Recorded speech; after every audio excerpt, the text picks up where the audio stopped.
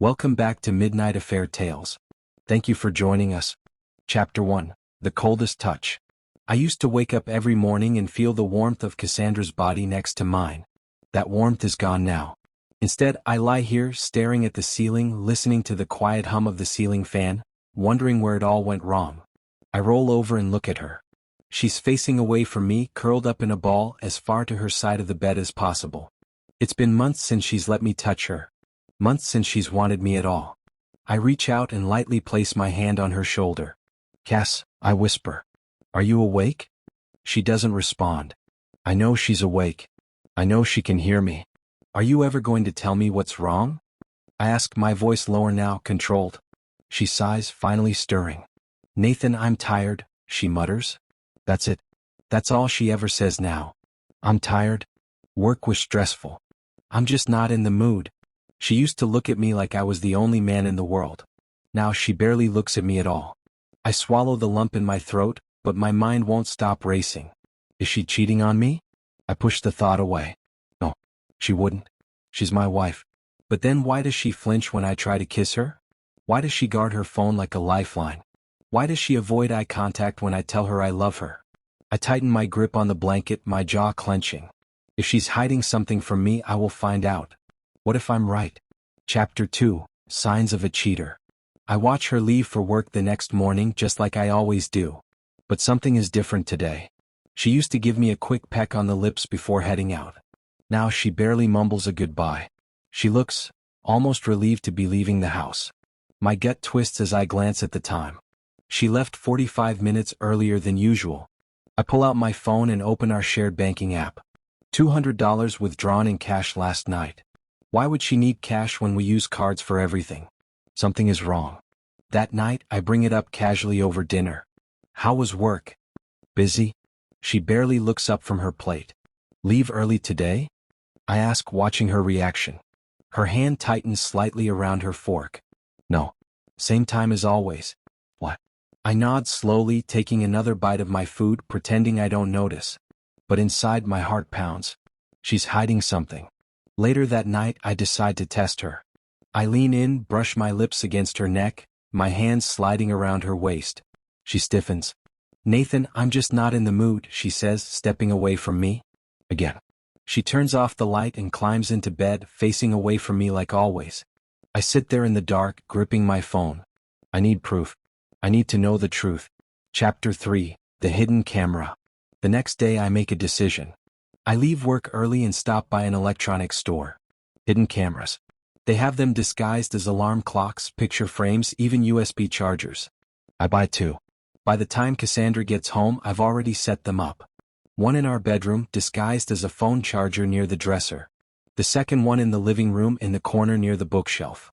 That night I act normal. I kiss her on the cheek when she walks past me. She barely reacts. I sit in the living room, pretending to watch TV while she's in the bedroom, texting someone on her phone. She doesn't know she's being watched. The next morning she leaves for work again, 40 minutes early. I sit down, take a deep breath, and open the camera footage from last night. My blood turns to ice. There she is, sitting on the edge of the bed, smiling at her phone. A smile I haven't seen in months. Then she types a message. My heart pounds as I zoom in. "I can't wait to see you tonight. I miss your hands on me." I stare at the screen, the words slicing through me like a knife. My hands shake. My vision blurs. I was right. I was so fucking right. And now, it's time to get my revenge. Chapter 4. The Video That Changes Everything. I sit there, gripping my phone, my heart pounding in my chest. The words on the screen burn into my mind like a fresh wound. "I can't wait to see you tonight. I miss your hands on me." I replay the footage, watching Cassandra sit on our bed, biting her lip as she types. She's excited. Giddy. I recognize that look. It's the same look she used to have when she texted me in the early days of our relationship. Not anymore. Now she's giving that smile to someone else. I clench my jaw, rage boiling under my skin. But I don't explode. No, that's what an amateur would do. If I want to do this right, I need to be smart. I check the timestamp. She sent the message at 10:42 p.m. My hands tighten around my phone as I pull up our bank account. The $200 she withdrew last night? Gone. My stomach twists, my mind spinning with questions. Is she using that money for a hotel? A gift for him? Dinner? I take a deep breath and exhale slowly. I need more proof. One text message isn't enough. If I confront her now, she'll gaslight me, twist things, and make me look crazy. I grab my laptop and transfer the footage to a private folder. Then I install a GPS tracker on her car. She thinks she's smart. She thinks she's sneaky. But she has no idea who she's messing with. Tonight, I'll find out exactly where she's going. And once I do, it's game over. Chapter 5. No mercy. I wait all day pretending nothing is wrong. Cassandra acts normal, smiling, talking, even giving me a fake-ass kiss on the cheek before heading out. Love you, she says, grabbing her purse. I force a smile. Love you too. Liar. As soon as she's gone, I grab my phone and check the GPS. She's heading toward the city. I jump into my car and follow at a distance, my pulse racing. Every turn she takes, I stay 5 cars behind. When she finally stops at a hotel downtown, I grip the steering wheel so hard my knuckles turn white. I watch as she steps out of her car, adjusting her dress, a red one. The same one she wore on our anniversary. She walks inside. 5 minutes later, another car pulls up. A man steps out. Tall. Muscular. Smug. Brody. My fucking gym trainer. My hands shake as I pull out my phone and start recording. I watch him walk inside, following my wife. I close my eyes, forcing my breathing to stay steady. The hotel. The red dress. The way she smiled at her phone. This is what she's been doing while telling me she's too tired for sex. A sick, bitter laugh escapes me. She has no idea I'm watching. She has no idea what's coming next. Fire, if you're loving this revenge story, hit that like and subscribe button for more. The best part is just getting started. Fire. Chapter 6. The Art of Pretending. I drive home slowly, my mind racing. If I walk into that hotel room right now, fists swinging, I might feel temporary satisfaction. But I don't want temporary. I want permanent. I want Cassandra to feel the kind of pain that never fades. When she comes home that night, I'm sitting on the couch, sipping a beer, acting like I don't know a damn thing. She walks in, heels clicking against the floor, her lipstick slightly smudged. I feel sick. Hey babe, she says casually, tossing her purse down. I glance at the clock. 11:47 p.m. Hey, I reply, my voice calm. How was work? She tenses for a split second before forcing a smile. Long, exhausting. I almost laugh. I want to tell her I know where she was, who she was with, what she did. But instead, I take another sip of my beer and nod. Yeah. Must have been a rough night. She sighs, stretching. So rough. I'm gonna take a shower and head to bed. I stare at her, my blood boiling, but my face remains unreadable. Good idea, I say. You probably need it. Her eyes flick to mine for a moment, almost like she suspects something. But then she shrugs and walks to the bathroom. I listen to the water running. I picture Brody's hands on her, his mouth on her skin. I grip my beer so tightly it nearly shatters. This isn't over. Not even close. She thinks she's winning. She has no idea I've already started my plan. And when I'm done with her, she'll regret every single lie she's ever told me. Chapter 7. Planting the Seeds of Karma. I sit in my office the next day staring at my computer screen, but my mind is elsewhere. Every time I close my eyes, I see her in that red dress, walking into that damn hotel like a woman on a mission. A mission to betray me. I grip the mouse so hard my knuckles turn white. She thinks she got away with it. She has no idea that the next phase of my revenge has already begun. I log into our joint bank account. Over the years, we built a comfortable savings together. We were supposed to be a team, but now I don't owe her a damn thing. I start slowly draining the account. Not all at once, that would be too obvious. 1,000 here, 1,000 there. I move the money into a private account, one she doesn't have access to. Then I open her email.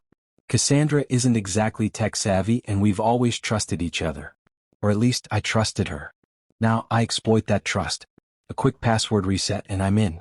What I find makes my stomach churn. Emails with Brody Keaton. Plans for weekend getaways. Flirty messages that sound nothing like the cold, distant wife I've known for the past year. One email stands out. Nathan is getting suspicious. He asked if I left work early. We need to be careful. I smirk, a dark satisfaction curling in my chest. Oh, you have no idea how careful you need to be, Cassandra. I forward all of the emails to myself, saving them in a secure folder. This isn't just about exposing her. This is about ruining her completely. Step 1. Take away her financial security. Step 2. Destroy her reputation. Step 3. Make sure she never ever forgets what she did to me. I crack my knuckles and lean back in my chair. Time to turn her perfect little world upside down. Chapter 8. The Perfect Trap. Cassandra moves through the house like nothing's changed. Like she isn't sneaking around with another man behind my back. She smiles when she talks to me. She still says, "Love you," before heading out the door. I play along. I kiss her forehead. I cook dinner. I rub her shoulders when she sighs about her long, exhausting work days. And every time she closes her eyes, thinking she's safe, I tighten the noose around her neck. I start working on Brody next. The thing about Brody? He's not as smart as he thinks he is. He runs his own gym, and from what I've heard, he's been skimming money off his clients. I reach out to an old friend, Mark, who works in cybersecurity. I tell him I suspect someone is laundering money through a small business and need some advice. Mark doesn't ask questions. He digs into Brody's financial records, and what he finds is almost too easy. Fraud. Unreported income. Overcharging clients. I smile as I save the files. Now, I have 2 different ways to destroy him. Expose the affair and ruin his reputation. Send this financial evidence to the IRS and watch his world burn. I'm almost impressed. Cassandra picked the worst possible man to cheat with. And I'm going to make sure they both pay. Chapter 9. Cassandra's birthday surprise, but not in a good way. The morning of Cassandra's birthday, I wake up early and make her breakfast. She walks into the kitchen, rubbing her eyes. "You didn't have to do all this," she says, her voice soft. Every word out of her mouth is a lie. I pour her coffee, smiling. "Of course I did. It's your special day." She smiles, sipping her drink. "You're the best husband." I almost laugh. Not for long. I hand her a small wrapped box. "Open it." She raises an eyebrow, clearly excited. "Jewelry?" She pulls the ribbon, lifts the lid, and freezes. Inside is a burner phone. The screen lights up. A text pops up from an unknown number. "Did you enjoy last night? I can't stop thinking about you." Her face drains of color. I lean in, my voice calm. "Happy birthday, sweetheart. Hope you like your gift." She looks up at me, her eyes wide. "Nathan. W. What is this?" I sip my coffee. "Go ahead. Check the photos." Her fingers tremble as she unlocks the phone. And then her own texts appear. Every message she ever sent to Brody. Her lips part in horror as she scrolls through photo after photo of them together. She gasps. "Where did you get this?" I chuckle. "Oh, Cassandra. You really thought I wouldn't find out?" She stares at me, her chest rising and falling quickly. "Nathan, please, I can explain." I slam my mug onto the table, making her flinch. "No. You don't get to explain." Tears fill her eyes. "I love you." I shake my head. "No, you love what I provide for you. But don't worry, I'll be taking all of that away soon." She looks terrified now. Good. She should be. I lean forward, lowering my voice. "This is just the beginning, Cassandra. You don't know it yet, but your life is about to fall apart." I stand, grab my keys, and walk toward the door. Before I leave, I glance back at her. Her hands shaking, her face pale, her birthday officially ruined. "Enjoy your day, babe," I say coldly. "You won't have many more good ones." Then I walk out, leaving her sitting there, staring at the wreckage of her own betrayal. And for the first time in months, I finally feel like I'm winning. Chapter 10. The affair exposed, but only to Cassandra. I don't go home that night. Instead, I check into a hotel, not the kind she and Brody sneak around in, but a better one, a classier one. I sit on the bed, drink in hand, watching the phone screen as messages flood in. "Cassandra. Nathan, please come home." "Cassandra, we need to talk." "Cassandra, it was a mistake. I was lost, I didn't mean to hurt you." I take another sip of my whiskey, smirking. She's scrambling. Panicking. Good. I let her texts go unanswered. Let her suffer in silence, just like I did for months, questioning everything. By morning I finally respond. "Me, I'll come home when I'm ready." "You want a distance?" "You've got it." When I walk through the door later that evening, she's sitting on the couch, her eyes swollen from crying. "Nathan," she whispers. "Please, I hold up a hand. "No. You don't get to cry. You don't get to be the victim here." She flinches. "Do you love him?" I ask coldly. Her mouth opens but no words come out. I step closer. Answer me. She grips the couch like she needs something to hold on to. No, she whispers. I don't. I study her. I don't believe her. Then why? She covers her face with her hands, sobbing. I scoff. Save the tears, Cassandra. They don't mean shit to me anymore. She lifts her head, desperation in her eyes. Can we fix this? I laugh. Actually laugh. Oh, sweetheart, you have no idea what's coming for you. Chapter 11. Setting up Brody's fall. Cassandra has no idea that I've already taken the next step in my revenge. She thinks my silence means I'm processing, that we might be able to fix things. She has no clue that I'm about to burn her whole world to the ground. While she's at work, I sit in my office going through everything I have on Brody. His shady financials. The gym's fraudulent business practices. Every single email, text, and secret meeting he thought no one knew about. And then I make my move. I send an anonymous email to his biggest investors, attaching the proof of his financial fraud. His gym is about to take a massive hit. I don't stop there. Next, I send the affair photos to Lila Keaton, Brody's wife. I don't write anything. I don't need to. The pictures speak for themselves. An hour later, my phone vibrates. Lila, who are you? I smirk, typing back. A friend who thinks you deserve the truth. Silence. Then a simple reply. Thank you. I lean back, satisfied. The first domino has fallen. Brody doesn't know it yet, but his entire life is about to collapse. Chapter 12. The corporate backstab. I spend the next few days watching Cassandra like a hawk. She moves through the house like a ghost, waiting for me to explode. But I don't.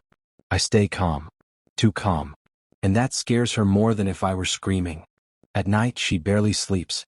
I know because I hear her tossing and turning. She knows something is coming. And she's right. Because today I'm taking everything from her. I make a call to one of my old college buddies, Mason, who works at Cassandra's company. He's high up, senior management. I tell him what's been going on. He's quiet for a moment, then exhales. Damn, Nate. I had no idea. She always acted so. I know, I cut in. But listen, I need your help. Mason hesitates. What do you want me to do? I smile. Find a reason to fire her. There's a long pause, then a chuckle. That's cold, man. She deserves worse. 2 hours later, I get a text from Mason. Mason, she's done. HR is calling her in tomorrow. Fraudulent expense reports. Company reputation violation. We'll handle it. I stare at the screen, satisfaction curling in my chest. Tomorrow, Cassandra will walk into work thinking she still has a career, a future. By the end of the day, she'll have nothing. I lock my phone and lean back. Checkmate, sweetheart. Chapter 13. The collapse begins. Cassandra has no idea that today is the day her life changes forever. She wakes up earlier than usual, fixing her hair, choosing a crisp white blouse, and even spraying on that expensive perfume she wears for big meetings. Wish me luck, she says, grabbing her coffee. Got an important review today? I sip my own coffee, barely looking at her. Oh, I bet it's going to be life-changing. She smiles, thinking I'm supporting her. If only she knew. I watch her walk out the door, blissfully unaware that by noon she'll be jobless. And me? I'm just getting started. At exactly 11:45 a.m., I get a text from Mason. Mason, it's happening now. She's in the HR office. She looks shocked as hell.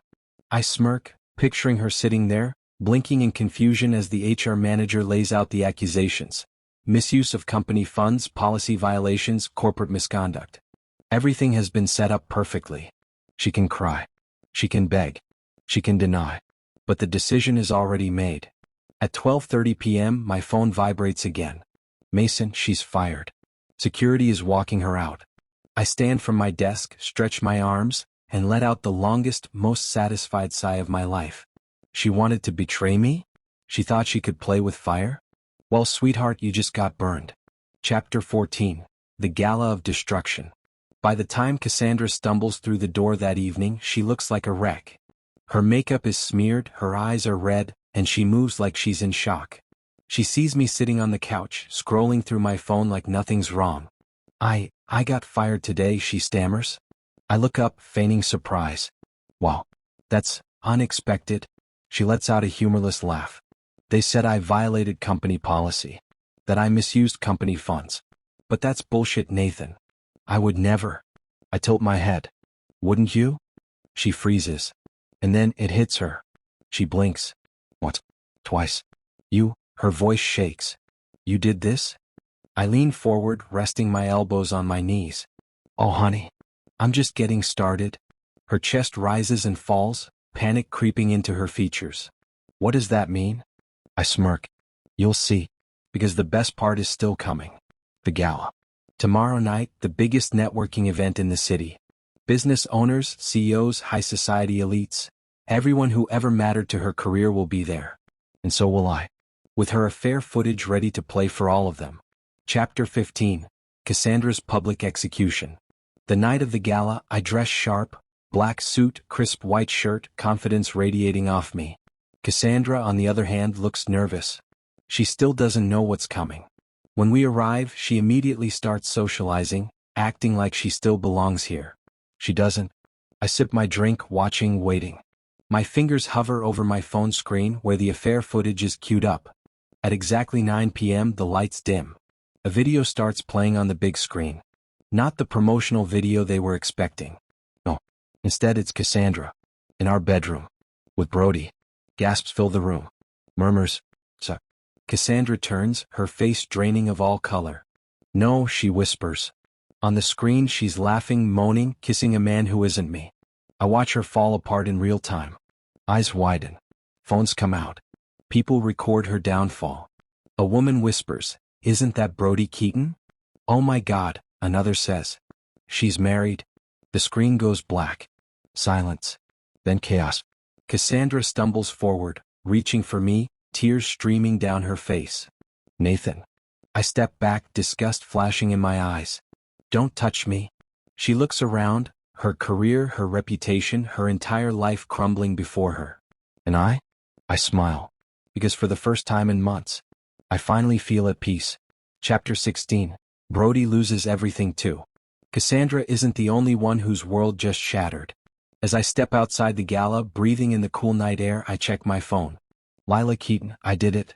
I confronted him. A smirk tugs at my lips. Perfect timing. While Cassandra was busy drowning in public shame, Brody was facing his own reckoning. Lila had all the evidence I sent her. The texts, the emails, the receipts, and the videos. She didn't just confront him. No, she did much more than that. She emptied their joint bank account. She changed the locks on their house. She filed for divorce immediately. Brody thought he was untouchable. Thought he could sleep with my wife and walk away unscathed. But when he went home tonight, he found his bags packed on the porch. I take a slow sip from my flask, imagining the look on his face when he realized he had nowhere to go. Then I check the other messages I've been waiting for. Brody's gym. Due to financial discrepancies, the facility will be temporarily closed pending investigation. Local news report. Popular gym owner accused of fraudulent transactions and tax evasion. I chuckle.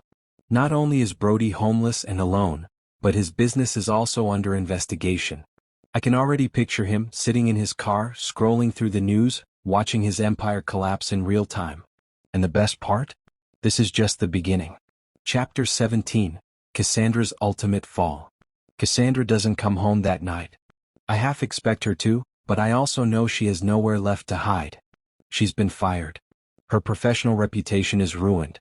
And after tonight, no high-profile businessman in this city will ever take her seriously again. But then, something funny happens. I get a call from an unknown number. I don't answer. Instead, I let it go to voicemail. A few minutes later, a notification pops up. Voicemail from Cassandra. I hit play.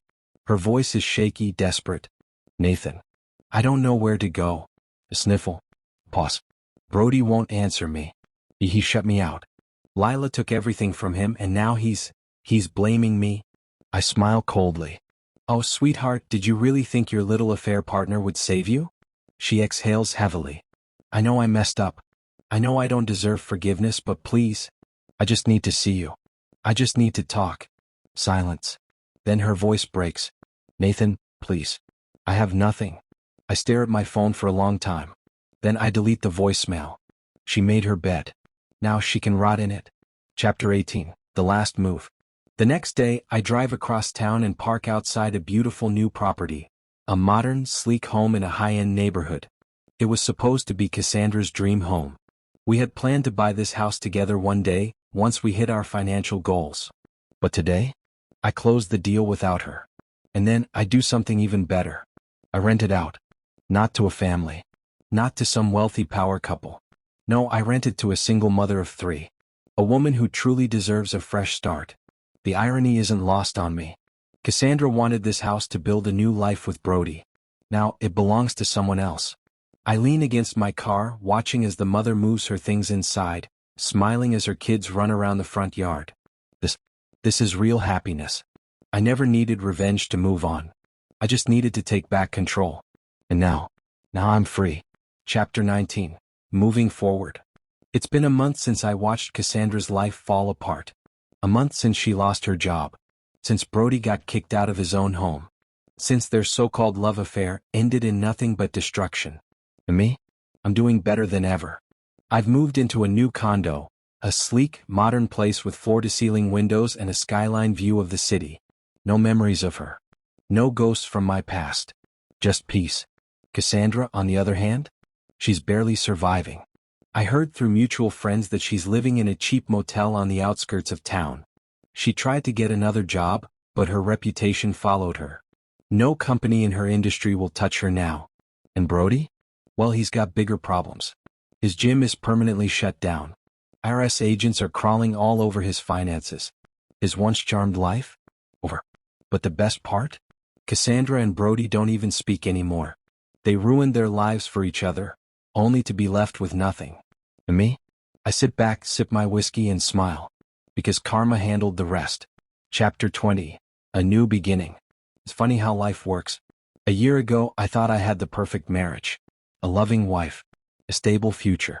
I thought I was building something real. But I was wrong. Cassandra was never my future. She was a test. A lesson. A mistake I was meant to leave behind.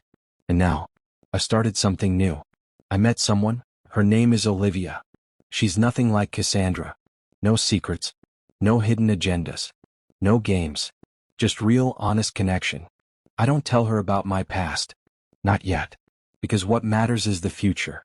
And for the first time in forever, I'm actually looking forward to it. Fire, if you've loved this journey of revenge, don't forget to like, comment, and subscribe for more insane stories like this. The ending is going to be epic fire. Chapter 21. Cassandra's Regret. I run into Cassandra by accident. Or maybe it's not an accident. Maybe life just wanted me to see what I left behind. I'm at a cafe downtown, sitting at an outdoor table when I hear it, a familiar voice. "I'll pay next week, I promise," she says, her voice shaking. I turn my head slightly. There she is, standing at the register, arguing with the barista because her card got declined. She looks different. Her once perfectly styled hair is dull and lifeless. Her designer clothes are gone, replaced with a cheap, wrinkled blouse. She looks older. Worn out. The barista sighs. "Sorry, ma'am, but we can't keep tabs open." Cassandra's cheeks flush with embarrassment. "I understand." She steps back, humiliated. She turns and sees me. Her eyes go wide. For a second, I see something flicker across her face. Hope? Desperation? Regret? I don't move. I don't smile. I just look at her, letting silence do all the talking. She hesitates, wringing her hands, then finally whispers, "Nathan?" I raise my coffee cup in a mock toast. And then, I turn away. No words. No closure. She doesn't deserve it. She lost me the moment she let another man touch her.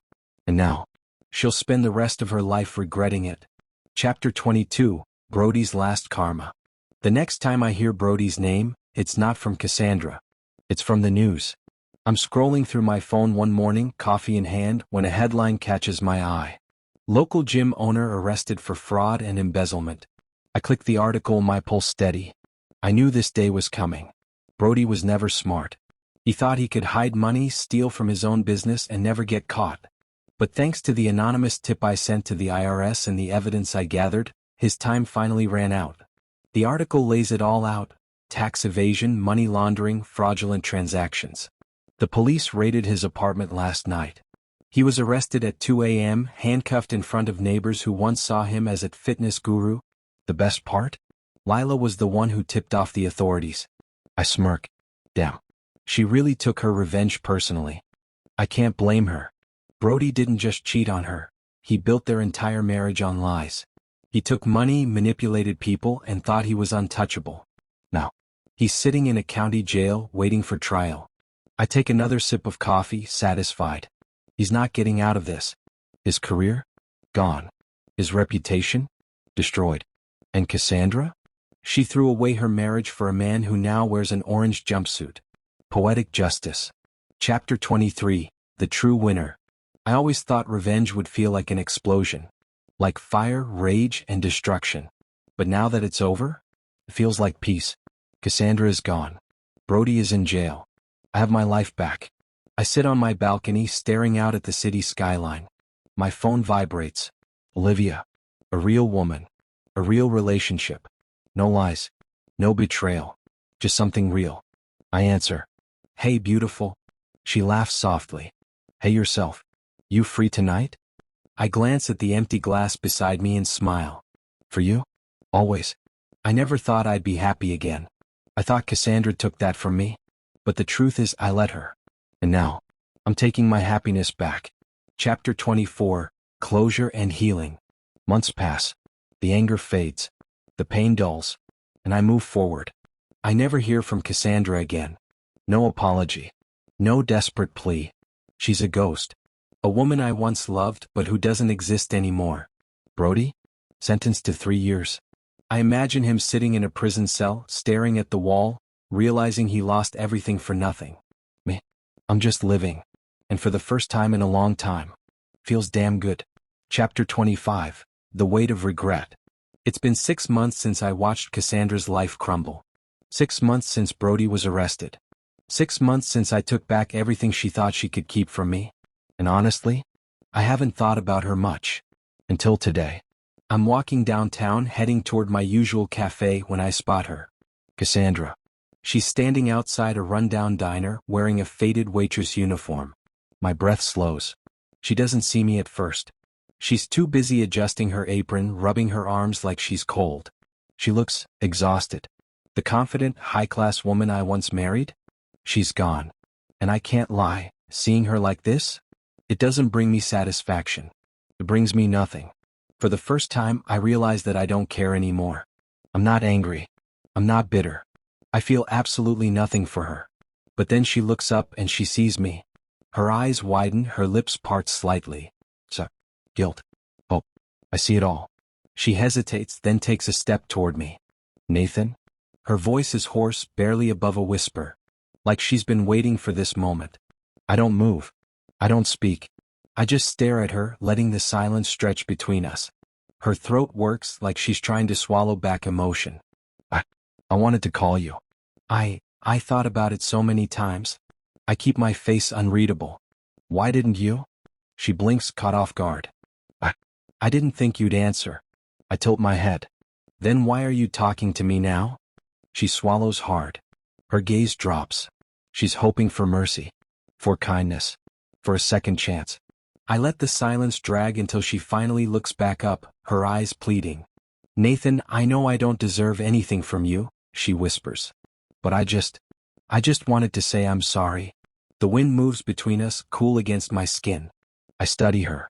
The regret in her eyes looks real. Maybe it is. But the problem? It's too late. I exhale slowly. You know what the saddest part is, Cassandra? She doesn't answer. I take a step forward, my voice quiet, firm. I loved you. I would have given you everything. And you threw it away, for nothing. Tears build in her eyes. I shake my head. You don't get to apologize now. You made your choices. She opens her mouth like she wants to argue. But she doesn't. Because she knows I'm right. I glance past her at the diner behind her. This where you work now? She nods slowly, shame washing over her face. I nod once. Fitting? Then, without another word, I walk away. I don't look back. Because I don't need to. She's just another stranger now. Chapter 26. Moving on for good. I don't tell Olivia about my encounter with Cassandra. Not because I'm hiding it. But because it doesn't matter. I've spent enough time in my past. It's time to keep looking forward. And Olivia? She's my future. We sit on my balcony that night, glasses of wine in hand, the city lights stretching out before us. She tucks her legs beneath her, tilting her head at me. You look deep in thought. I exhale, swirling my drink. Just thinking about how much can change in a year. She smiles. Good changes? I meet her gaze. The best. She studies me for a moment, then leans forward, placing a soft kiss on my lips. I like seeing you like this, she murmurs. Like what? She smiles. Happy. And she's right. For the first time in a long time, I am. Because revenge wasn't about ruining Cassandra. It was about reclaiming myself. And now, I finally feel free. Chapter 27, Karma Served.